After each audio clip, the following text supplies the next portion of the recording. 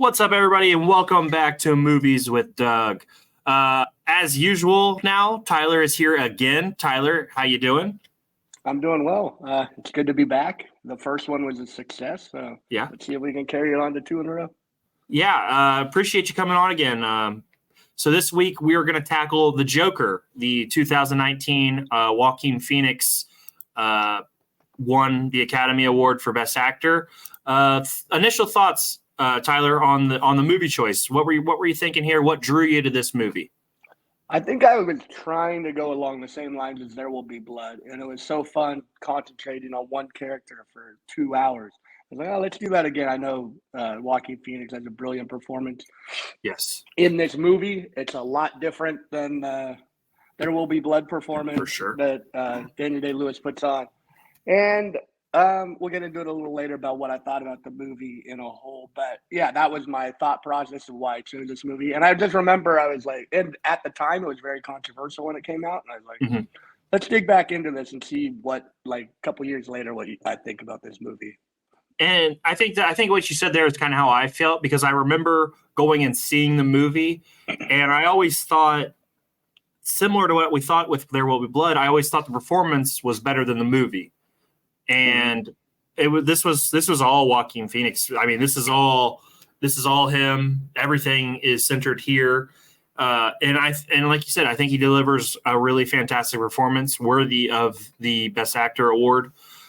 But as a movie, and we'll get into deeper elements of the movie, in my opinion, the movie doesn't pick up until the last 25, 30 minutes. And to me, I think it picks up when you bring in Robert De Niro's Murray to play a little bit of a foil. Thomas Wayne, who's viewed as a villain in this depiction. When you bring in some of those pieces, it really feels like it takes off.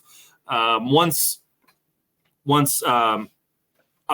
Penny Fleck dies in the movie, I think it starts to really take off as a film more than just a performance. What are your thoughts on that? I agree that it takes a long time to get. I think it starts when he kills the three.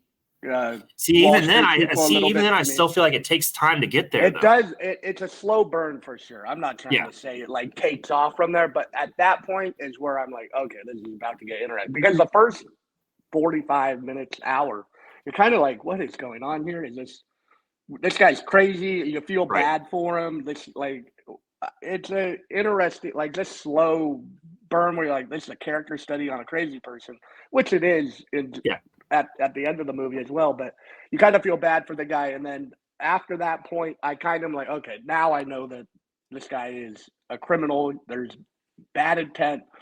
That's not all his fault, as we get into with his mother, who I don't know if this is jumping the gun, but that little card that when he's teasing the kid or like making the kid laugh, and I never read the card until I watched it this time, and it says, "Oh, really? Okay." Yeah, I don't feel the way I feel. It's a condition, and at the end it says this is caused by either some condition or brain trauma, and then you learn later in the movie that he's getting beaten throughout. And I never put that together and I just found that very interesting at that point. Yeah, good point. And yeah, dude, it's kind of hard to get into this because you're watching another human being just get beat down by society, get beat down. His doctor only listens to him, and she doesn't take into consideration how he really feels. And you see him get whacked in the face with his own sign and just jumped and ass kicked. And then his job doesn't believe him that he got jumped. And you just keep pushing all this shit down into like a small area on top of this guy. And you see it. Finally, he snaps after losing his job and kills the three guys. Now, this is going to be, there's a little bit of sinisterness to this, but it's at points hard to root against him because you see how much bad shit continues to happen to him. When you got to the point where you still, hey, I feel bad for this guy, or were you like, okay, he's pure villain, is he evil? What were your thoughts there? Did you ever get to the point where you stopped completely rooting for him?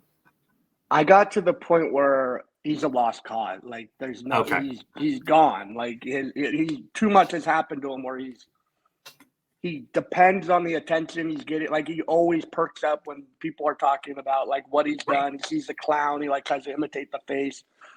And then there's the like what's real and what's not real, which is also a big part of this movie. Great part like, of the movie. Obviously, the girl ends up being a whole thing in his head. But then like there's parts where I'm like, is the only real thing in this movie the like really the white screens, the beginning, the part where he's hitting his head, and the end where he's walking with blood on his shoes. And then he just imagined this whole scenario where a lot of it is stuff that he did live, like his mom's a crazy person, like, and he had to deal with his mom. But like I don't know, it just the mad like it is hard to get from point A to point B and have a linear like what really is going on with this guy. And I think, and you, when you say that, I think that helps provide layers into his mental state and what he's had to do to build up walls to protect himself, because, you know, the trauma that he went through as a child. I mean, when you read, when the guy in the scene, I know we're jumping around because there's just so much that happens in this movie. And like, and the story tends to jump around because we don't know what's real until later or what's real earlier. When he goes to get the file on his mom from the insane asylum, the guy starts reading the file and he's like, oh shit, I can't just hand this over to him. And that's when it prompts him to take the file himself, and he gets to see how just fucked up he's been. You know, excuse the language, but that's the truth of it. And in response to how he was treated and how he was let be treated by his mom, he goes and suffocates her at the hospital. And I thought, and to me, I was still in on it, because when you hear what happened to him, getting chained to the radiator, get abused, all this stuff that happened to him, you kind of like, yeah, she had this coming, unfortunately. And the mom, like he goes, I want to be a comedian, and his own mom's like, you have to be funny to be a comedian. That scene where he's taking care of her. Yeah, he's literally sitting there with her naked in a bath while washing her, and she has that like, no, you have to be funny to be. The audacity to tell him that. Yeah, and then she's lying to him throughout his whole life about who his dad, or hinting at Thomas Wayne being his dad and being this great guy. Think about this scene, though, Tyler. When he looks at the young picture of his mom, on the back of it, it says something about her eyes, and it's signed TW. Yeah. What did you think about that? It's a good point where you're like, maybe there is something to it, but maybe they're all in on it. Was. It's a great thing that Todd Phillips did, the director, to make like this little detail where you have to. It's another way to feel for him and believe in him, to be the Joker, Arthur Fleck, and have sympathy for him and believe why he's going down, like going into Wayne Manor and like doing the smiley face with Brute, which is insane. Can you imagine? Oh, it's like, crazy, isn't it? It's just great stuff. Like, I don't know. I like this rendition of it because it makes Thomas Wayne the villain, and all the other, you know, Thomas Wayne was this great man who was saving the city and was killed. And now we get this different anthology where Bruce is going to have that built-in distaste and distrust of the Joker character, because the guy wearing the mask that killed his parents was wearing a Joker mask. It just, this depiction is refreshing in my opinion, but it took a long time to get to this level. And that was only my thing is, man, it ramps up in that last 25 minutes. Again, and it also, I think you bring up the Thomas Wayne, and there's the rich and the poor thing. And when this movie was released in 2019, there was the whole 1%, like this anti-rich, like, even it still goes on a little bit today. Yeah. But it was at the height when this was released. And then you hit this raw, like diabolicalness of the Joker who kills those kids, kills his mom, and then they have people follow him like, oh, this is a good guy. So he becomes the symbol. He becomes film really elevated it. He becomes the symbol of the disenfranchised, the pushed down, the forgotten, and it even becomes the face of the anarchy, which we know Joker has ties to in general. He's not in the comics, he's a little less anarchist, but we've seen him in the movies be more that way, which I'm okay with. Again, but the only people he kills in the movie are people who have clearly wronged him. The 3 guys jumped him on the subway for just laughing. He killed Randall, who screwed him over time and time again at his job. Oh, yeah. He kills his mother, who literally betrayed him his entire life. Never told him he was adopted. Never told him any of the things that happened. And then he kills Murray, who brought him on to publicly shame him on television after running his clip of him bombing at the comedy night. It's interesting because I think that's what Todd Phillips does a great job of is, hey, these people aren't good themselves and he's getting revenge on them. So you have to decide as the viewer, do you support this or is this still wrong? Because they really did fuck with him in pretty immense ways. Yeah. And the people who I wouldn't say they deserve death, most of them. Maybe the mom did. I would. Sure. The mom, I can argue, definitely. Yeah, but the Murray, I don't. It's just someone who's not all there getting teased is never going to mix well, and I think going into that show, he didn't have any plans. I think he planned on killing himself, and he even we kept having build-up scenes, pantomimes it in the living room, or not in the living, in the red behind the scenes when he's there, right? And then he goes on. We'll get into the best scene in a little bit, and I don't think he planned on killing Murray until he kind of just started talking and feeling it out, and Murray started shaming him even live, and you're like, oh, okay, I'm done with this. You know what I like is that when he walks out for the interview and it really sets the tone is that deep, long kiss with the old lady. And she's just standing with her arms out. And Murray asks her if she's okay afterward. It just sets up the tension. There is a awkward tension in the room. Question for you, because we know Joaquin Phoenix obviously does a fantastic, incredible job. For you, is Robert De Niro's Murray the other best performance, or is it somebody else? This is where I think the movie kind of fails. And where There Will Be Blood, the movie we did last, where they had Paul Dano to bounce off of, I don't think anyone has a great performance. I really think it's just him, and everyone else is kind of De Niro didn't do terrible, but it's not memorable. You wouldn't talk about his performance, I don't think. You talk more about his death than you would his performance. Yeah, I mean, him dying. Right, no, I'm with you. No, I'm agreeing. It's a very memorable thing, but I don't think there's a performance that really carries any weight out. I think anybody could have done any of these acting jobs. That's fair. Fine. What about you? It has to be De Niro, though. If you're gonna, I think it is De Niro for me, but it's just because I kind of he kind of plays that.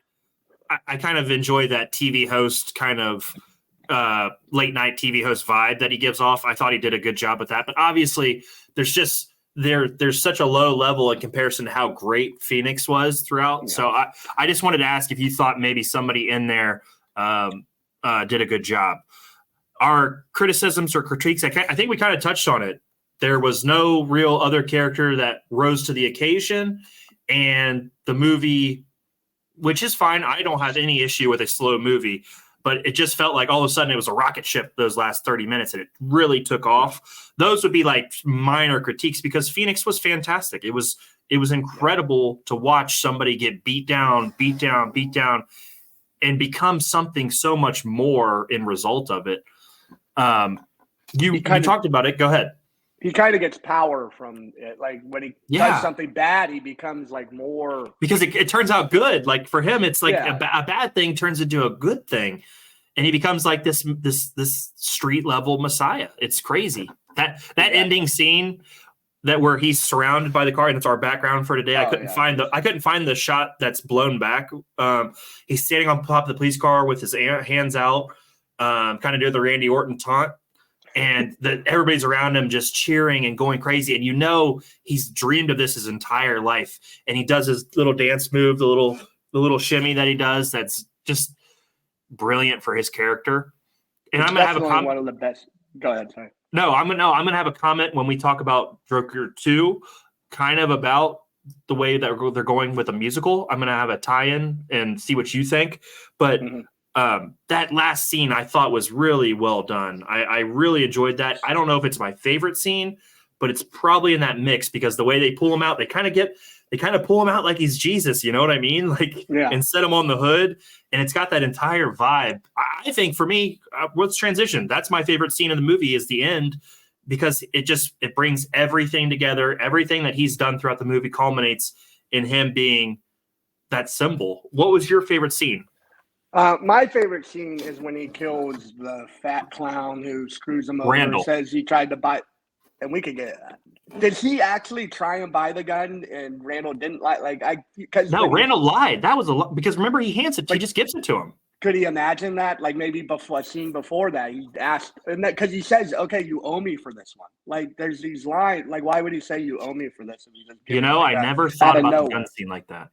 Like you know what I mean? Like it's just crazy. But my favorite scene is when he kills that guy, and then the other short comic. The clown comes and he can't reach the thing, and then he's walking by. He's like, "Oh, I got you, And then he walks by like, "Boo!"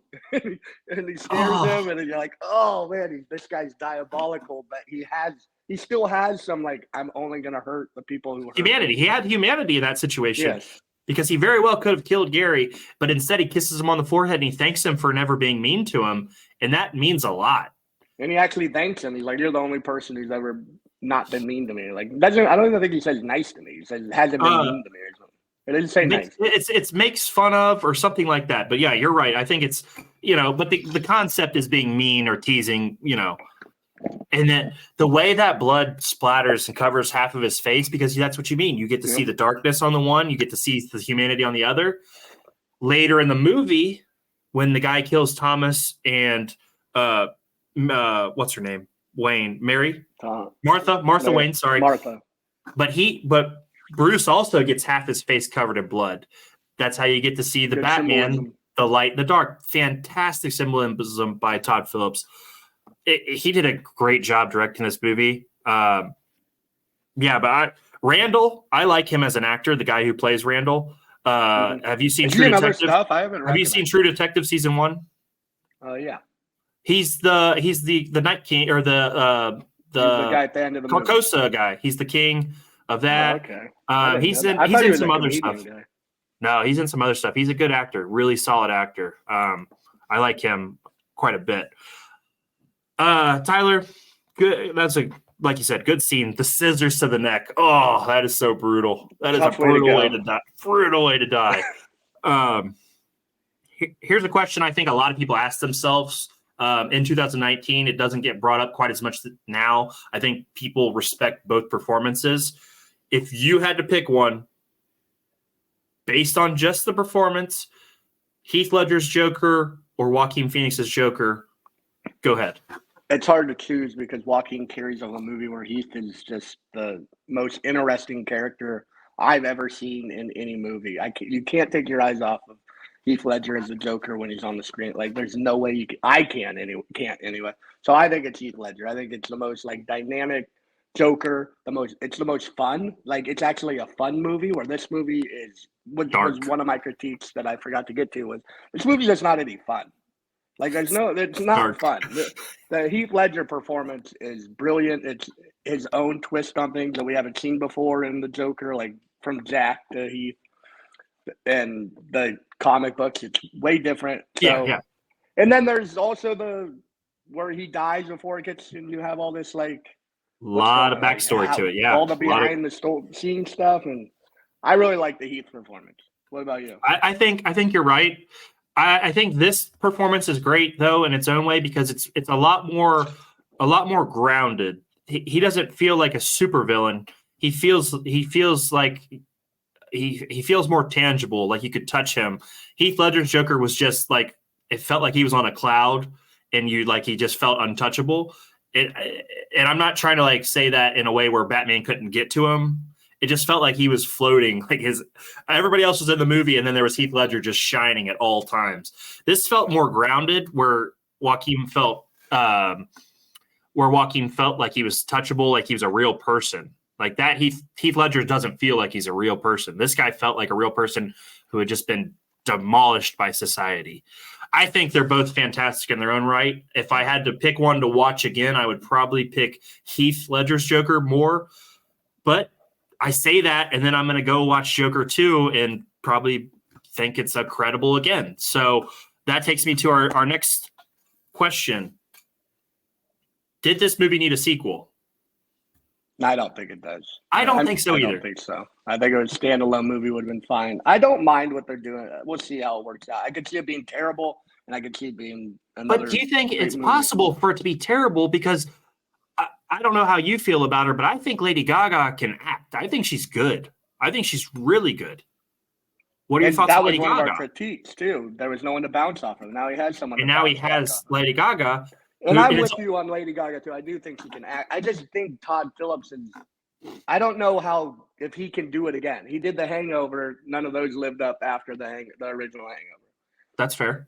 And now this is way different. But he hasn't done a serious movie since this movie. I don't even think he's done a movie since this movie. So we'll see. I think it's a standalone film. This was a great way to end. All these questions, you leave the theater asking questions, which is always a good thing in cinema. So I don't think it needs it. I am interested, and I will watch the second one, though. Thoughts on it being a musical? Because while I don't love it, music and dancing and all of this plays a major aspect into Joker's character in this movie. It kind of almost fits. I don't love musicals, but I think it kind of goes in with the way he is. He, all the art and the dancing and the interpretation. Thoughts on that? Because the musical, when I first heard it, I was like, what the hell is this? But what are your thoughts there? I'm not a fan of musicals in general. I heard Todd Phillips say it's not really a musical, but the music is essential to the movie, and there will be more music, but it's not a musical is how you kind of put it. I wonder if this is going to be like a courtroom almost drama because I've seen things, a lot of it looks like it revolves around him coming out of court, being in jail, then getting out, escaping. Meeting Harley. I don't know what's going to – I'm interested. I'll see. For sure. I'm going to be there. I'm going to be there opening night. That was never a question. I'm just thinking when you're told something's going to be a musical, you kind of get an image in your head. You get an image in your head, unfortunately, of something. Now, there's been plenty of fantastic musicals, but I just don't like them. That's just me. Tyler, a couple more questions. Did you watch Chicago or Les Miserables? I haven't seen any of those movies because they're musicals. I watched them one time. One time. And Les Mis, Hugh Jackman is a fantastic. Dude, I don't know. I don't love it. I didn't like it, but I know for a fact Hugh Jackman was incredible in that movie. I like there's a happy medium. There's a happy medium. The movie with Gaga and Bradley Cooper, there's a shit ton of music in that movie, but that movie's really damn good. I'm drawing a blank on the name for whatever reason.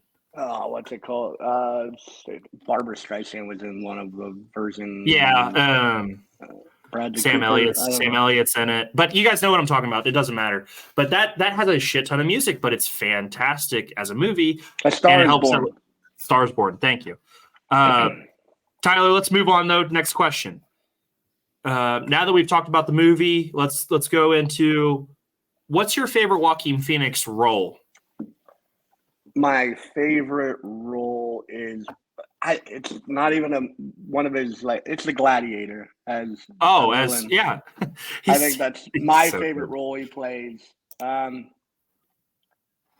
Walk the Line's great, where he plays Johnny Cash. Probably his most iconic role to this point. After the Joker of that one would be probably his top two. Maybe Her is. I think Gladiator. Her's a good one. Plays the evil villain just Commodus. Off of Russell Crowe, and he's so evil. Like you hate that guy. You're like, this guy is a prick. He does a great job. That's my favorite movie. But we're not favorite. His. I don't know if it's best performance because he's not the main guy, but it's my favorite performance of his. Okay. I'm going to go with is it The Master? Yeah, we mentioned that last podcast. Yeah, we did. Gladiator probably is the answer. I'm trying to think. Her, I really like him in Her. You know what? I'm gonna say her. I really enjoy her. I thought that was just a fantastic, just in general, fantastic movie. He did The Master. He did Her the next year. He did Inherent Vice. Dude, Joaquin Phoenix is a damn good actor. He's dynamite. He can do anything. He can play any role, good, bad. The range. He's got incredible range. Yeah. There was a movie that he was in that I thought was going to be one of the best movies, and like We Own the Night, and I was like, what the hell happened to this movie? How did this fail? Like, not fail. Have you rewatched it recently? No, I haven't. Will you give it another chance? Because I think it's pretty good. Really? And that's just my opinion. Thinking this is going to be like Training Day, one of my favorite movies. If your expectations though is Training Day, then never mind. But if you go back and watch it now, I think it's a pretty solid film. Now, is it like you said? Is it Training Day? No. But the elements were there, like you said, to be something special. Tyler, let's finish this up. I want your score for The Joker out of 10. I think the first time I saw it, opposite of There Will Be Blood, was higher than it was too upsetting and too. Nothing like the ending's great. Don't get me wrong. I went 7, 8. I brought it down a little bit from probably what I expected to give it. Still a good movie, but it's not something it's so unrewatchable. I rewatch it. I'm like, I didn't need to watch this again. It's hard to watch. Seen it and it's just upsetting. I don't know how many times I can say that, but yeah. So I gave it 7, 8. It's a good movie. I recommend it if you haven't seen it. Oh yeah. But just, if you're gonna go 7, 8, then I'll stay. I'm gonna stay with a round number. I'm gonna go 8 out of 10. Right. And if you want to watch a performance, then it's a 10 out of 10. But as a movie as a whole, I think 8 out of 10 is fair. 7.8 I also think was fair. It's a damn good movie. Those last 30 minutes are the Martin Scorsese cinema type feel, because those last 30 minutes are really special. Tyler, what's before go ahead. What's the betting line on number 2 being better than plus 400, plus 300? Ooh, it's gonna be tough. Is it even more than that? Ooh, I would say plus 400 is probably fair. But again, Lady Gaga, what if she's just knocks it out of the park? Like, what if we get a Joaquin Phoenix performance like we did in this one, and we get Lady Gaga at the top of her game? I think it has potential. I'm gonna move the line down to plus 300. I think it's got potential. But Tyler, I want to say thank you again, as always, coming on, helping me with these movie reviews. I hope we do another one again soon. It's been fun, dude. I appreciate your time. Appreciate you your passion for film. I think next time we pick one that you haven't seen and go into it blind. But again, thank you so much. If you do one more, Tyler, I think we're going to have to put your name on the headboard, unfortunately. No, I mean, Movies by Doug has a good, maybe Movies by Doug and then a little small Tyler McGregor. It's the Tyler. Very small. I don't need any recognition. I appreciate you having me on. I love talking movies. And yeah, let's try something I haven't seen. We'll see how that goes. Hey, it's okay to take risks sometimes. But Absolutely. Guys, I keep calling it Movies with Doug. It's actually Movies by Doug. This has been the review of The Joker. Joaquin Phoenix is fantastic performance. And we will be back next time with a new review. Thanks again, Tyler. Thank you. Bye.